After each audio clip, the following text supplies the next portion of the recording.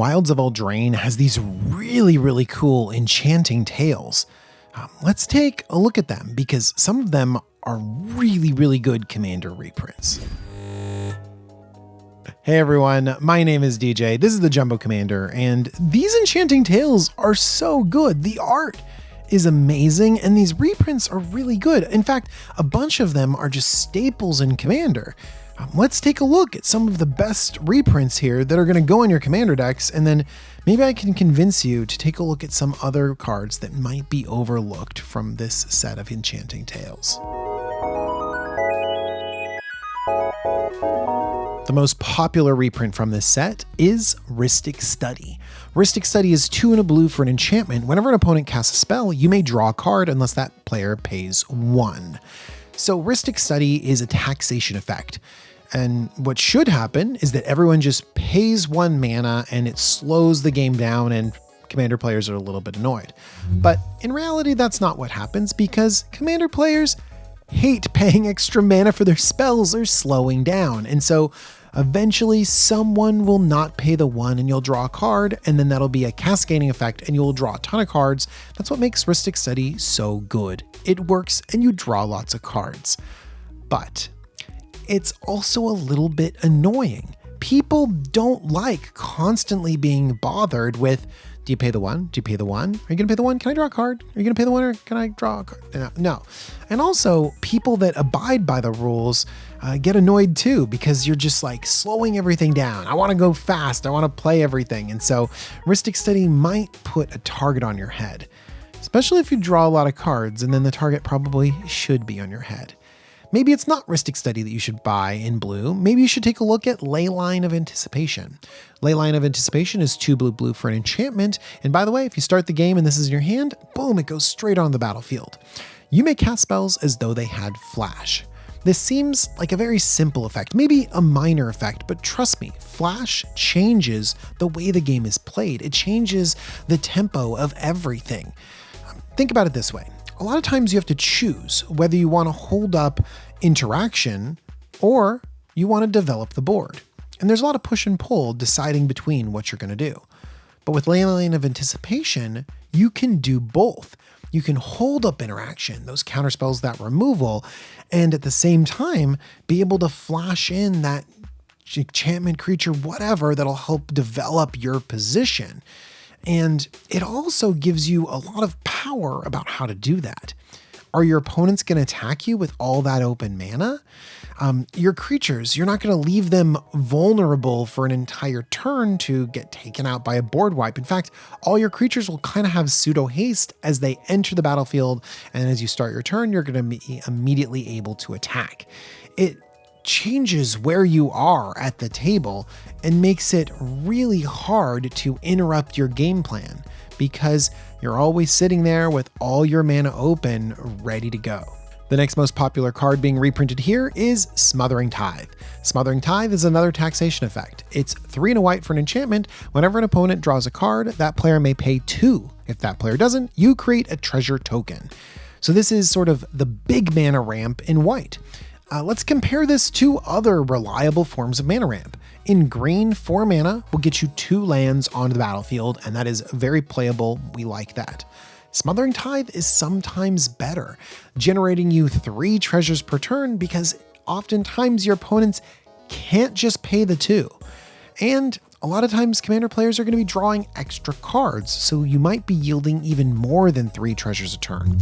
And treasures are also really flexible in their own way. You can stockpile them to have tons of mana on one really big, impactful turn, not to mention all of the cool artifact synergies that you can set up.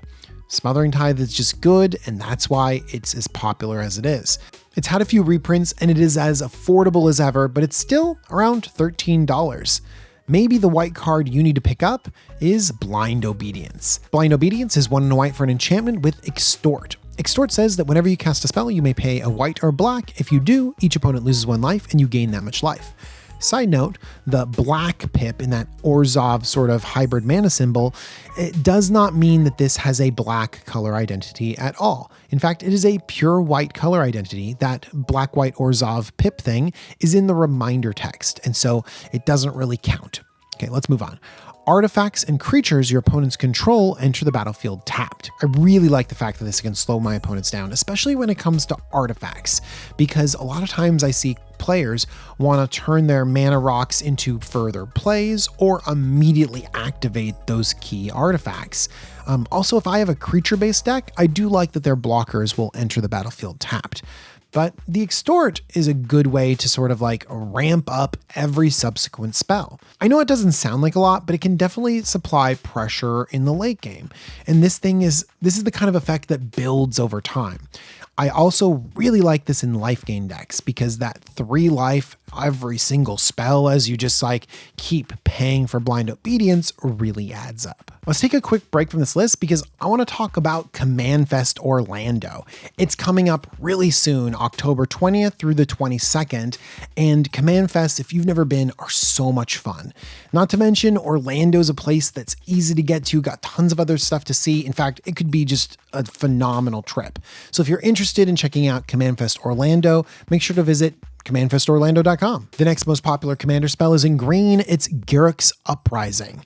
Garricks Uprising is 2 and a green for an enchantment. When it enters the battlefield, if you control a creature with power 4 or greater, draw a card. Creatures you control have trample. Whenever a creature with power 4 or greater enters the battlefield under your control, draw a card. This has got card draw on it, and you're going to be playing creatures in green and big creatures. You also kind of want your creatures to have trample, so Garricks Uprising does a little bit of everything.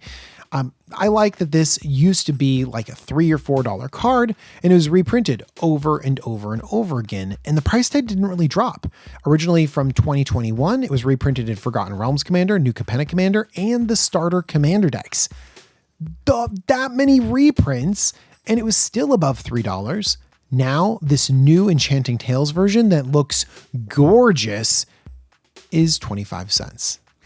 That's the kind of price movement I love to see. So I would suggest you get Garricks Uprising. This is the value card that you need in your decks. But I'm going to move on to a shout out to kind of the other big card that's being played. And actually, I think Doubling Season would be one of the most popular green cards if it wasn't so expensive. See, Doubling Season is a 5-mana enchantment that doubles everything, doubles tokens and doubles counters. The sneaky thing is that it can double the Planeswalker loyalty counters, allowing you to ultimate things right away. Doubling Season does a bunch of broken stuff, and that's why it's been sitting kind of at an expensive price tag for its entire career. I'm really glad that this is broken down to below $40, but still, it's an expensive card. I think that you're going to want it if you're playing very specific strategies. Otherwise, don't worry about it. Get cheaper cards like Parallel Lives is reprinted here. Still expensive, but $20 is way better than $40. And then Hardened Scales is all the way down to 70 cents.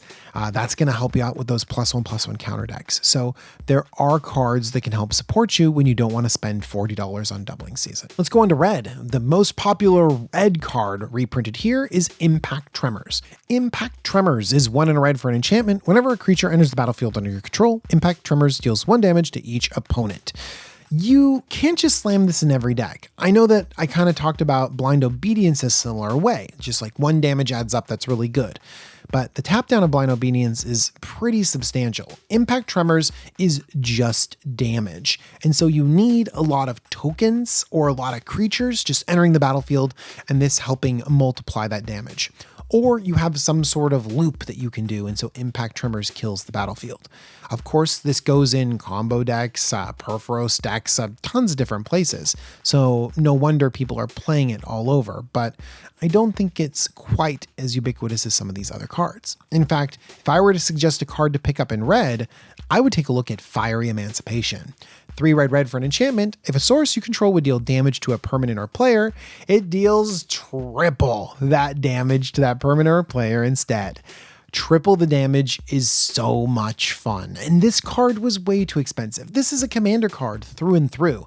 It just triples damage. It's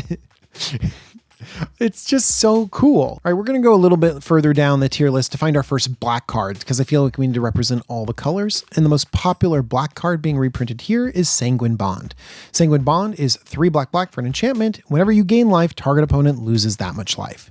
It can be pretty easy to gain a bunch of life. See Blind Obedience. But Sanguine Bond actually is a combo piece with Exquisite Blood with a ton of other different effects. And so if you have a life gain deck, a deck that could theoretically combo out, this powerful enchantment could fit in really well. This card has a similar story to so many others where it was really expensive, and through relentless reprints, Iconic Masters, Time Spiral Remastered, Commander 2021, Tales of Middle-earth Commander, and then finally this Wilds of Eldraine reprint, we've gotten it down to 45 cents. And this art is so much better than Weird Creepy Hands, so this is perfect. But Sanguine Bond is great if you have a very narrow deck, and I don't think I'm excited about comboing people out with this enchantment anymore. I want to take a look at something different. Let's look at Polluted Bonds. Polluted Bonds hasn't been reprinted since Shadowmoor. This was a $25 to $30 card, and being reprinted here, it's plummeted down to $3.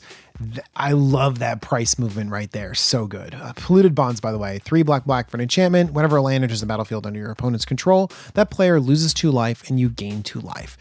It's got that nice draining effect, slowly taking out the battlefield.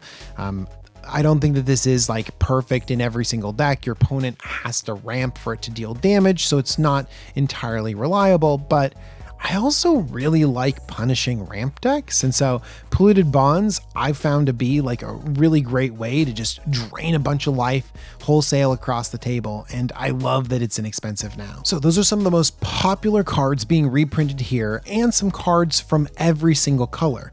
Not to mention some cards that you might just miss that you could pick up for 25 cents, 50 cents, and add to your Commander collection. I love it. All right, everyone, thanks so much for joining me. Remember about Command Fest Orlando. That's going to be a really cool event. Another thanks to Cool Stuff Inc. Oh yeah, use the coupon code JUMBO5 and get some of these things for even cheaper, 5% off. It's a really good deal. Honestly, these Enchanting Tales have kind of got me. Like the price tag on some of these important cards just plummeting, the art being so good. I love the frame around them. The art style's really cool, and I don't know. I'm just a big fan. So hopefully you are too, and you enjoyed this video. Let me know. But anyways, thanks for watching. Have a good one, everyone. Bye.